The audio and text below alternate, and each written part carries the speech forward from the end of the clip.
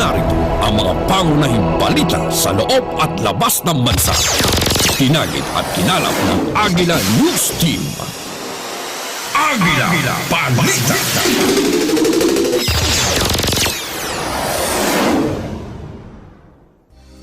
Narito ang headlines. Sa Hawaii, isang ahensya ng pamahalaan ng Estados Unidos tutok sa marangal na gampaning maibalik ang labi ng mga bayani sa mga nakaraang digmaan.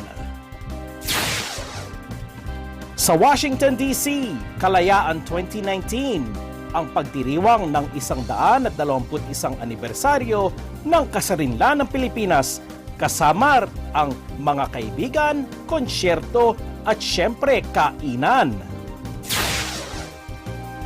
Sa Maryland naman, kinetic sculpture race minarkahan ang ika-21 taon ng human-powered artworks. Sa California, Sacramento Bubble Run nagbigay ng inspirasyon na maging aktibo ang kabataan. At sa California pa rin, NBA Cares, patuloy ang proyektong paglikha ng espasyo o lugar para sa kabataan sa Oakland. Agila Balita.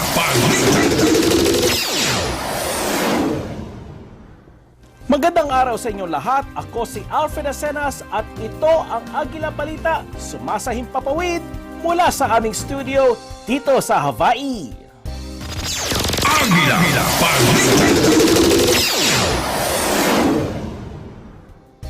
Fulfilling our nation's promise o sa Tagalog, pagtupad sa pangako ng bayan. Ito ang pinaninindiganan ng isang ahensya ng US government sa Hawaii na may kaugnayan sa paghanap at pagrekubre ng mga nawawalang American service members na nagsilbi sa mga nakaraang digmaan sa iba't ibang panig ng mundo. Ang layunin ng nasabing ahensya na maibalik ang bawat isa sa mga sundalong ito sa kanilang mga mahal sa buhay. Panoorin natin ang feature na ito, hatid ni Charmaine Serrera. Charmaine? And I often get asked in my travels, why do we do this? And isn't it like opening old wounds? On the contrary, this is about bringing closure to the families of the missing. And that is a huge part of our culture. And we find that, I just presided over a funeral a few weeks ago, and we brought home a sailor from World War II, and he had a 96-year-old sister. And I cannot tell you how happy and how thankful she was to have this closure, finally knowing where her brother was and to have him interred back here in the United States. Matatagpuan malapit lamang sa paliparan ng Honolulu ang isang ahensyang sakop ng US Department of Defense na may 600 katao lamang, militar at sibilyan. Gayunman, nakabalikat sa ahensyang itong isang malaki ngunit marangal na gampanin na tuparin ang pangako ng Estados Unidos. Hanapin at iuwi ang labi ng lahat ng mga nawawalang sundalo sa mga nakaraang digmaan. Ito ang Defense POW MIA Accounting Agency o DPAA. So DPAA has existed for a little over 4 years, but the United States has been doing this mission for about 40 years. And it was taken on as a mission due to families of our missing, especially from the Vietnam War, that worked with our government and our Congress to press us to take on this as a mission to try and account for all of the Americans missing at that time back from the Vietnam War. Back in 2010, the U.S. Congress passed a law that asked the Department of Defense to account for all Americans missing from past conflicts as far back as World War II. Ayon sa annual report ng DPAA, naging matagumpay ang taong 2018. Ang dahilan, ang pagrekubre ng mahigit 200 sundalo galing sa iba't ibang digmaan. Ito ang pinakamataas na bilang na nakamit ng ahensya sa loob ng isang taon. Iniuugnay ng DPAA ang tagumpay na ito sa pagpapalawak ng paggamit ng siyensya at teknolohiya, gayon din ang kamakailang pagpapabuti sa kanilang mga recovery operations. Because we do missions all over the world. We work in Europe, North Africa, Central, South America, all over Asia and all over the Pacific Islands. And so because we have such a diverse mission set, we have a really strong planning component to the mission with a lot of experts who are very good at planning missions. We also have a pretty impressive logistical capability that includes military airlift, the ability to send teams and equipment to very, very remote corners of the world. And so when we're going to plan a mission, we have some formal processes that happen in the agency to include budgeting, coming up with specific plans, deciding what kind of experts need to be on the ground. Is it mountaineers, or is it going to be divers, or is it going to be a normal team that doesn't have mountaineers or divers? We have to have explosive ordnance personnel to deal with unexploded bombs and things of that. Pagkatapos makarating sa Hawaii ang mga nakolektang labi at maging personal items, agad na nagsasagawa sina Dr. John at ang kanyang mga kasamahan sa laboratorio ng masusing pagsusuri upang alamin ang identification ng nasawi o kaya ang pagmamayari ng mga nakolektang bagay. We're responsible for the scientific aspects of our mission, and that includes scientific field recoveries, so recovering evidence in the field. It also includes the identification of human remains that are brought into the laboratory, as well as the analysis of material evidence. So that would be like artifacts, airplane wreckage, things of that nature. Well, we consider our lab to specialize in what a lot of people would call residual remains. That is the remnants of what's left after many decades since a person died. So this would be hard tissues such as bones and teeth. It would be the artifacts that are durable that they had on their person. So things like clothing tend not to survive, but buttons survive, belt buckles, boot soles, whereas the upper parts of the boots tend to not survive. So it's these more durable components that are left after many, many years, and our laboratory specializes in getting the most information we can from those more durable components. Ipinagmamalaki rin ng DPAA ang kanilang malawakang kooperasyon sa iba't ibang bansang nag-aalay ng tulong. Nagbigay halimbawa si Rear Admiral Kreitz ng isang bansa sa Timog Silangang Asya na patuloy ang pagsuporta sa maselang layunin ng Estados Unidos. One of the countries that we do regular operations on is the Philippines. Matter of fact, there are over 8,600 Americans unaccounted for in the Philippines. Matter of fact, that's the most of any country in the world. We do field operations throughout the Philippines. 4 missions this year alone, either have already been done or are scheduled to be done. And so our relations with the Defense Ministry in the Philippines is very close and very supportive. That is a very important part of our work throughout the Indo-Pacific region especially. But great relationships and great support. We also not only work with the Philippine government, we also do work with with the University of Manila, and partnering with a U.S. university and the University of Manila, doing work with us both throughout most of Luzon and other regions of the Philippines. So that's a very important part of our effort in this part of the world. Kabilang din sa mga pananagutan ng DPAA ang patuloy na pakikipag-ugnayan sa mga pamilyang naghihintay pa rin ng mga balita tungkol sa kalagayan ng kanilang mga nawawalang mahal sa buhay. Well, we have a daunting mission. There's a reason why all of these soldiers are still missing, is because they were difficult to locate or difficult to identify back at the end of the war. But we are putting the best science available against the problem. We're putting a pretty massive logistical capability against the problem. We're getting into very remote regions, high up on mountaintops, on glaciers. We're going under the ocean, and we're doing underwater recoveries, and we're doing a lot to try to resolve as many of these cases as we can, and we do it with a strong sense of urgency.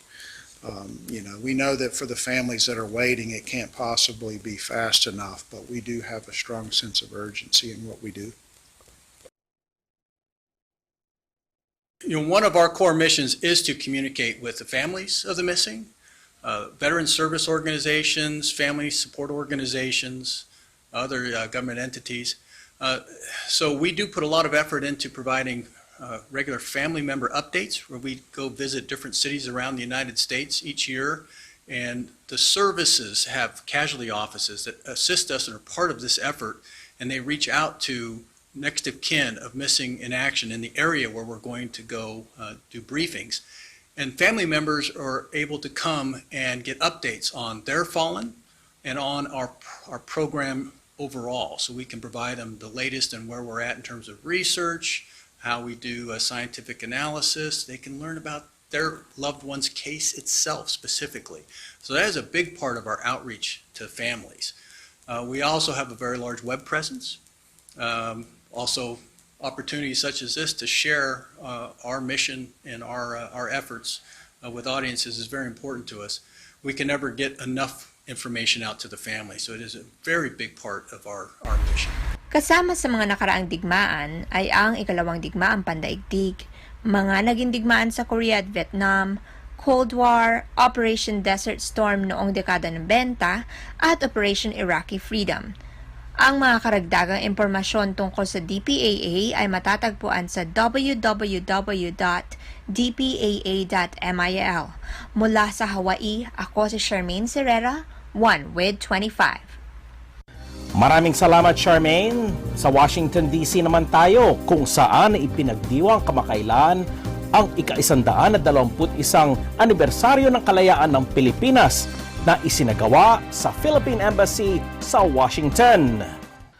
Formal na ipinahayag ni Philippine Ambassador to the US, Jose Manuel Romualdez, sa mga bisita ng selebrasyon na ang malayang bansa ay marapat na kayang tumayong mag-isa, gamitin ang sariling yaman upang maibigay ang mga pangunahing pangangailangan ng mga tao nito at mapalaya sila mula sa pagkakaalipin sa kahirapan.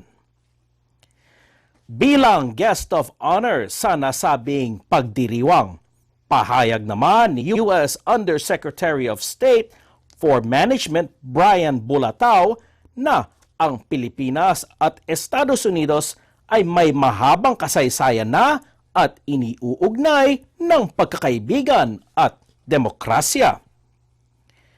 Dagdag ni Bulatao, nais ng pamahalaan ng Estados Unidos na ang pagkakaibigan ng dalawang bansa ay tumagal pa ng maraming dekada at naway patuloy na gumagawang magkasama na may tapang ng bayan, pagmamalasakit sa tao at makapag-ambag sa pagtahak ng pag-unlad, seguridad at kalayaan. Dumalo rin si Miss Universe na si Catriona Gray at sinamahan sina Romualdez at Bulatao sa isang ceremonial cake cutting. Nagpaunlak si Gray na magpalitrato kasama ang mga bisita. Isang konsyerto naman ng pianistang tinaguriang Philippine Treasure na si Cecil Licad ang inihandog ng US-Philippine Society. Napamangha ni Licad ang mga nakasaksi sa kanyang pagtatanghal ng mga komposisyon ni na Francisco Buencamino at Frederick Chopin.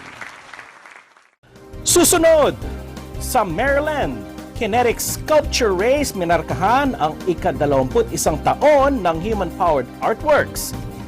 Sa Sacramento, California, Bubble Run nagbigay ng inspirasyon sa mga kabataan na maging aktibo, lalo na ngayon. At sa Oakland, California, NBA Cares, patuloy ang proyektong paglikha ng espasyo para sa kabataan. Aming ihahatid ang mga ito sa aming pagbabalik. Agila Balita. Iba't ibang di pangkaraniwang pangyayari ang nagaganap sa ating komunidad sa buong bansa at magiging sa iba't ibang panig ng daigdig. Mga pangyayaring nagpapakilo sa damdamin, nagsisilbing inspirasyon at nakakaapekto sa mga mamamayan. Sa mata ng Agila, patuloy kaming maghahatid ng tunay, patas at balanse mga balita na walang ibang motibo kundi serbisyo publiko. Subaybayan ang mga hatid naming balita sa Eagle News PH Facebook at Twitter pages. At sa Eagle News Live YouTube channel. At sa aming website, ang eaglenews.ph. Mata ng Agila.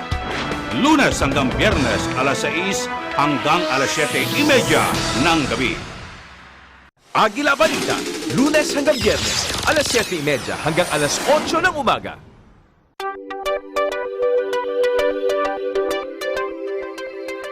Para sa mga viewers namin sa Middle East at North Africa via OSN, hello sa inyong lahat dyan! Ako po si Alma Angeles at araw-araw tayong magkasama sa Eagle News International. Dito tayo sa Net25 at OSN, siguradong at home ka dito.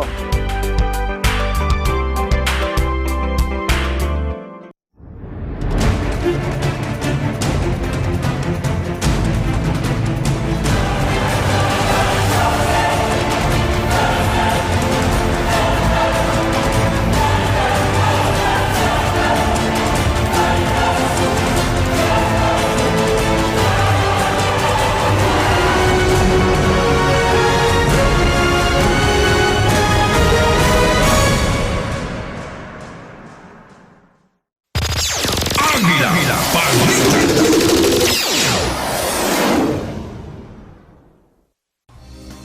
Ito pa rin ang Agila Balita mula rito sa Hawaii.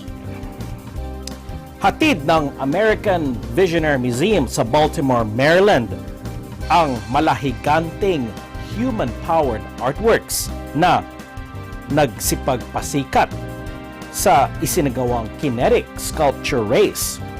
Narito ang mga detalye mula kay Rose Papa Angeles. Come in, Rose.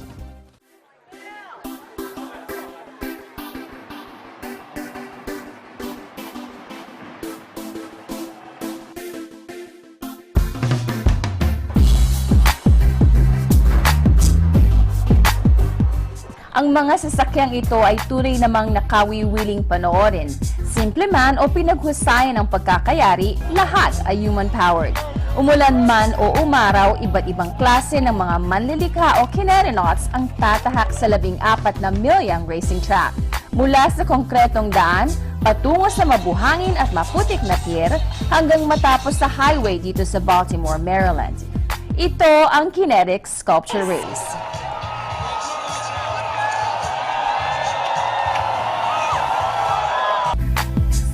Imagine a bicycle,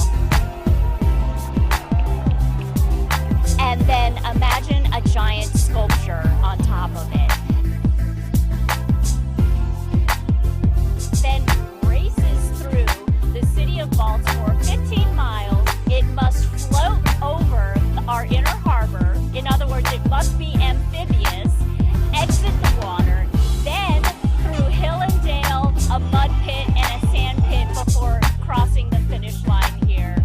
So that's our kinetic sculpture race, which we've been doing for 21 years here in Baltimore from the American Missionary Art Museum.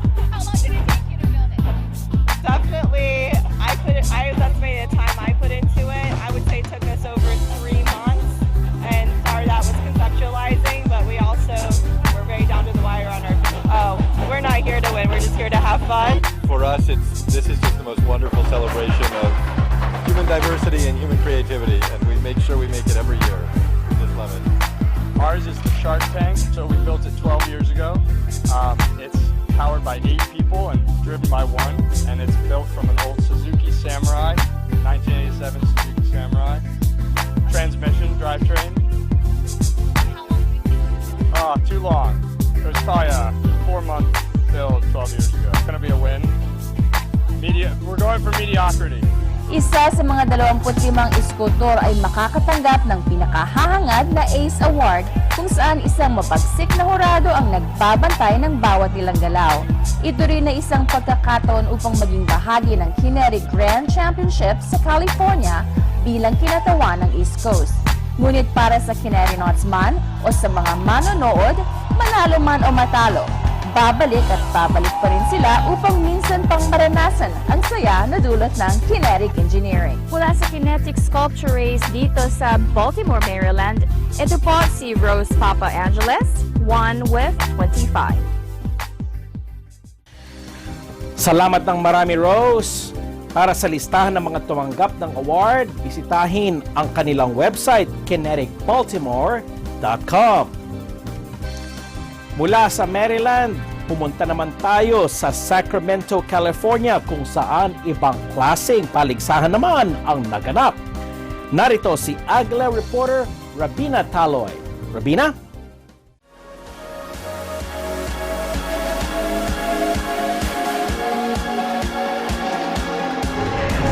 Participants of all different ages are here at Cal Expo in Sacramento for the Bubble Run.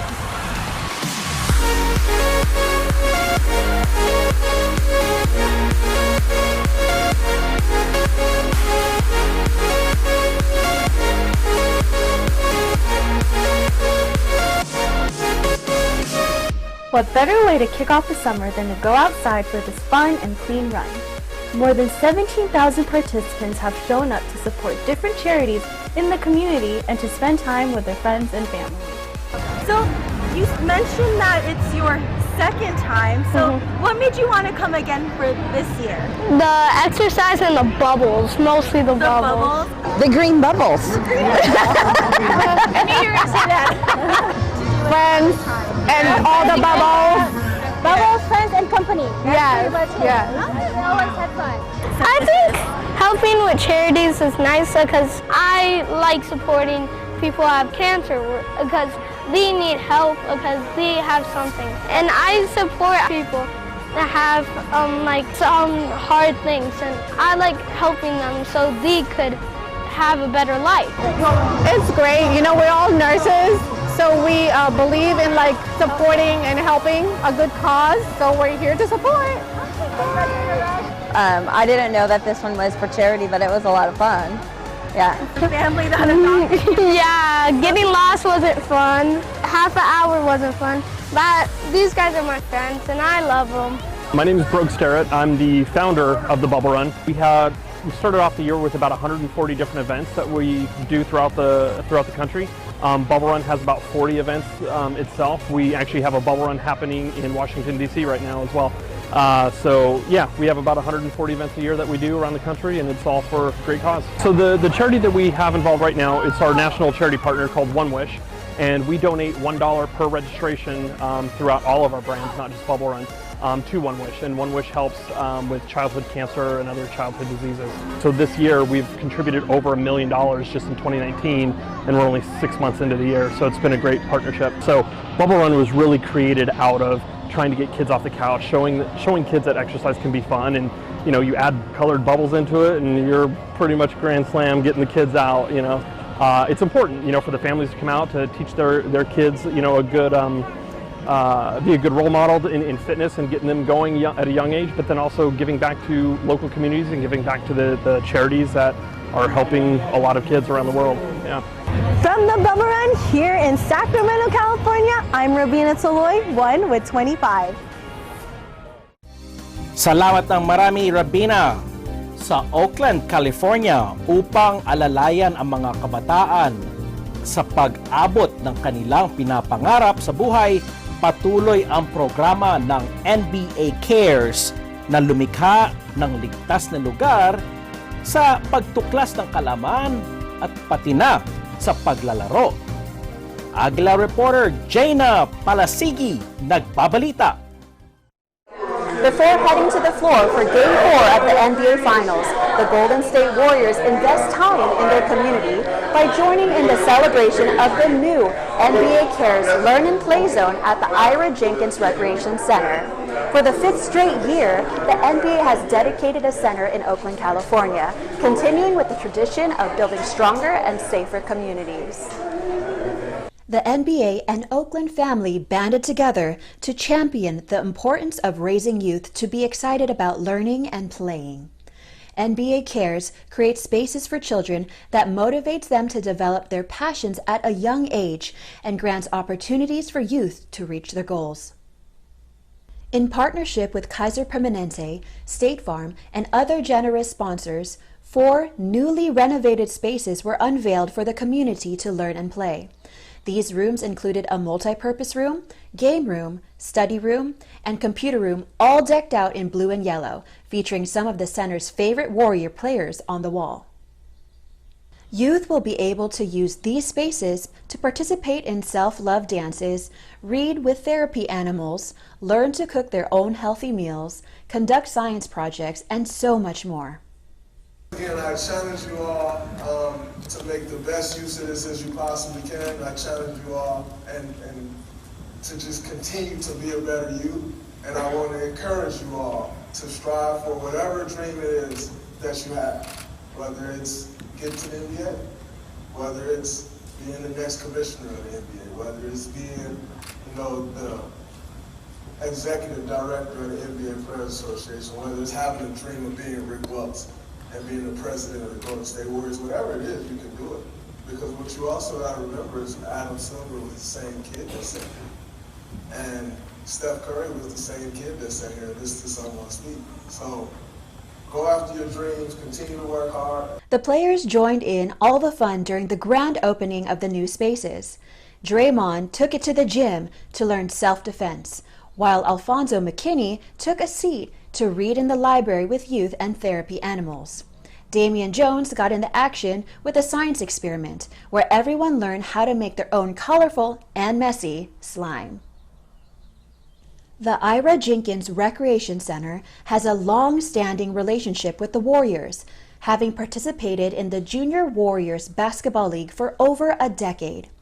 The center continues to be a physical activity and resource hub for the community, offering more and more every year. This, like I said, is the heart of this community. So seniors come here, youth come here, adults come here. We've got workout classes, Zumba classes, we've got sports teams, cooking classes, and all different opportunities for people to be involved. And this is really, really cool. There are people out that want to come check it out and continue to be a part of this center. They also provided some wonderful scholarships, and so people that can't afford to pay for programming, we can scholarship those persons in programming. The center is the 1,274th live, learn, or play space created by the NBA family. And each NBA Finals run for the Golden State Warriors impact the children and families of Oakland year after year. Reporting from Oakland, California, I'm Jaina Palasigi, always one with 25. Maraming salamat, Jaina! At dito natatapos ang Agila Balita mula rito sa Hawaii. Subalit magkita-kita tayo ulit sa susunod na Lunes para sa isa na namang edisyong puno ng balita at impormasyon mula sa aming mga biro sa iba't ibang panig ng mundo. Patuloy pa rin ang aming pagbabalita sa tulong ng aming mga website eaglenews.net at eaglenewslive.com. Nariyan din ang aming mga social media account sa Facebook at Twitter. Maraming salamat sa panonood. Ako si Alfred Asenas, always one with 25. Tutok lang dyan, susunod na ang Agila Balita. Sumainyo ang mga balitang kinarap, maingat na isinulat at inihanay ng Eagle News Service.